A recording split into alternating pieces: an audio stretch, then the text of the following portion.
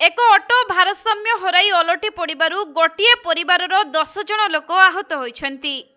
ଏପରି ମର୍ମନ୍ତୁଦ ସଡ଼କ ଦୁର୍ଘଟଣା ଘଟିଛି ସୁନ୍ଦରଗଡ଼ ଜିଲ୍ଲା କୁଚିଣ୍ଡା ଥାନା ଅନ୍ତର୍ଗତ ଘୋଡ଼ାବାନ୍ଧୁଣୀ ଛକ ନିକଟରେ।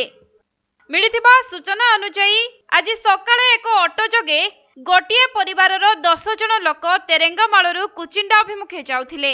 ଆଉ ଯିବା ବାଟରେ ଘୋଡ଼ାବାନ୍ଧୁଣୀ ଛକ ନିକଟରେ ଅଟୋଟି ଭାରସାମ୍ୟ ହରାଇ ଓଲଟି ପଡ଼ିଥିଲା।